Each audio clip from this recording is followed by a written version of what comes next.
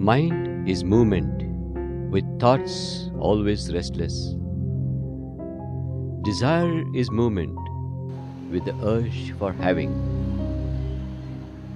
Time is movement, the past, present, future tussle. Only the center is motionless. Only love is unmoving. Only now is eternal. In spite of this restlessness, could we still connect to the rich fullness of this eternal silence and oneness?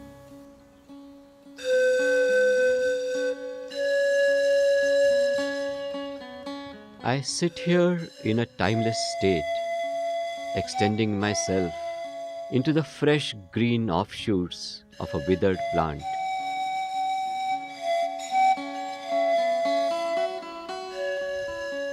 Mingling with the raindrops and soaring into the clouds in the form of yonder hills.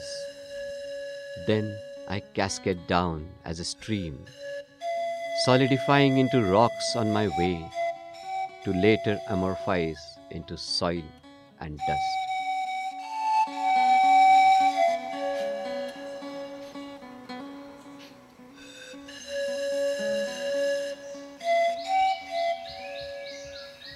Can our choice of living in spontaneous simplicity with nature bring us closer to this oneness?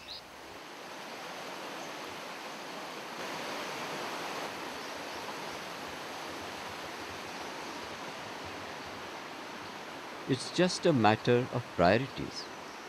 To own 5 square feet of commercial space at Nariman Point, or 5 acres of natural wilderness in the Konkan. Both cost the same.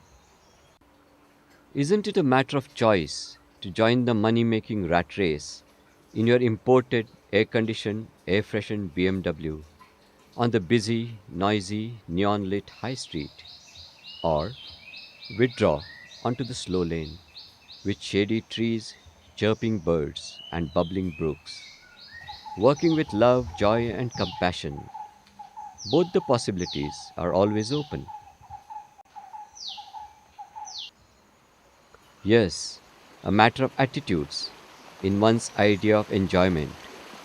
To sip scotch with the social glitterati in gaudy, gossipy, glamorously cluttered gazebos, dressed in perfumed, imported designer clothes. Or it could be a naked dip in the roaring seas, a jog on the soft, wet sand, with the quiet uncluttering of one's inner space.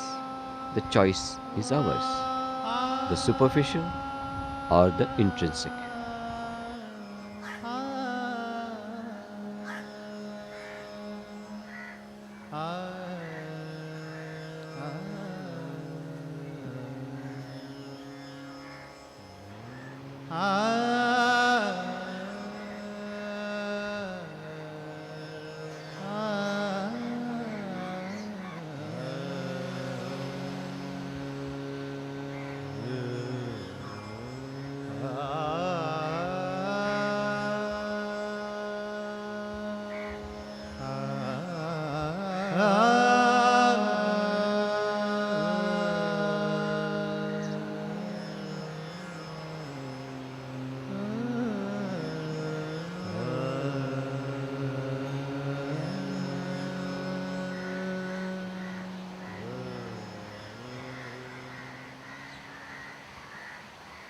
Can a natural, unified, and humane work environment make our work and life more enjoyable?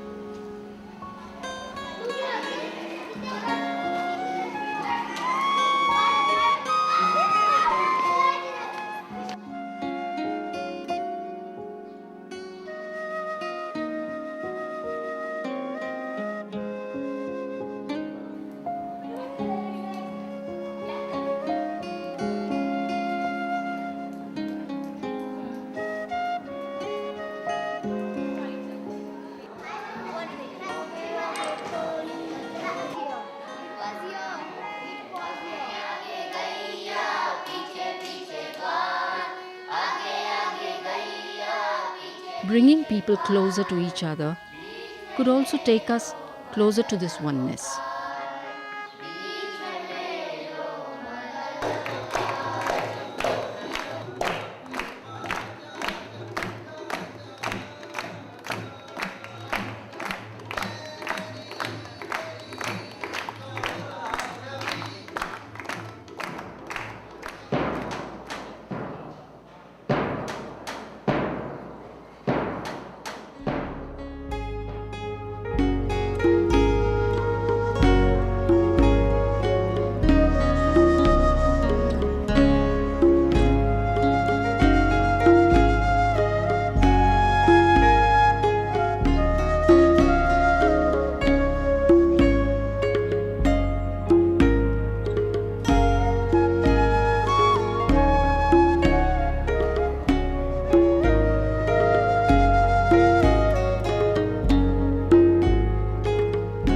There comes a time when actions happen without motivation or incentive, without exploitation or manipulation, without pressure or coercion, without planning or compromise.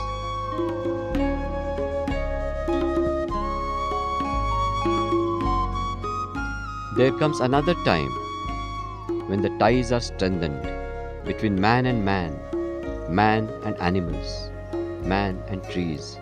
Ties that weave this web of life, that resonate one strand to the tune of the slightest happening on this web.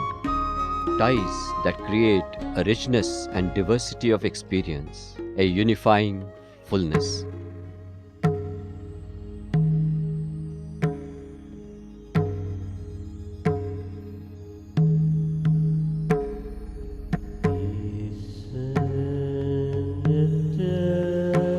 Conversing with the land, sky, trees, and rocks, the spaces gradually shape and mold themselves.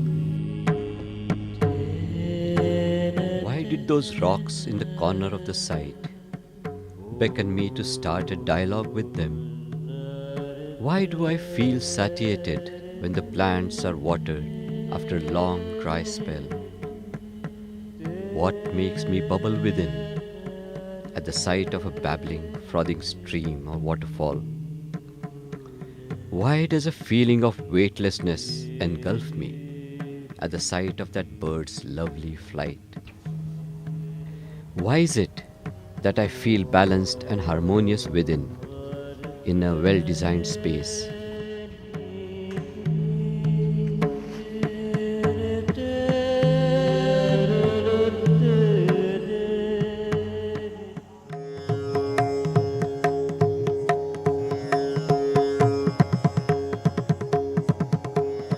Can a hint of this wonderful unity of life be felt through a unified space that connects, holds, and flows into everything around it?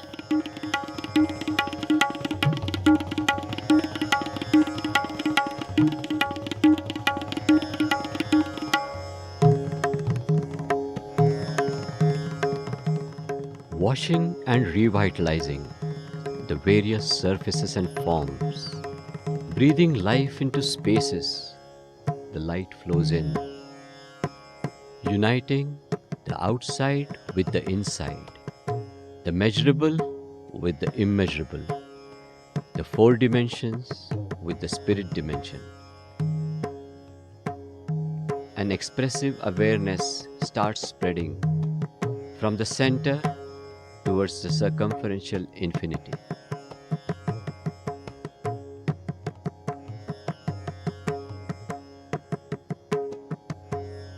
Can the quality of our spaces help bring about that feeling of bonding with everyone and everything around us?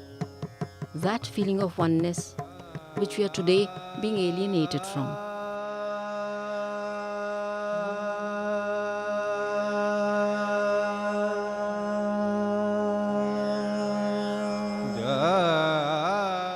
And then, wouldn't living in this oneness make us better human beings? Many a times there seems to be something deeper, something of greater relevance and significance to this daily act of living. The more I attempt to describe it, the more I seem to lose it. With no hang ups or compulsions for climbing the social, professional, monetary ladder, every journey becomes its own destination, every moment life's glorious rejoicing. Could I not rejoice in just being?